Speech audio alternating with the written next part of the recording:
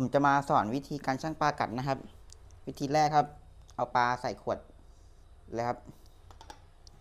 มันเป็นขวดที่ทำแบบซับแห้งนะครับ มีตะแกรงอยู่ข้างล่างครับนี่ครับ แล้วก็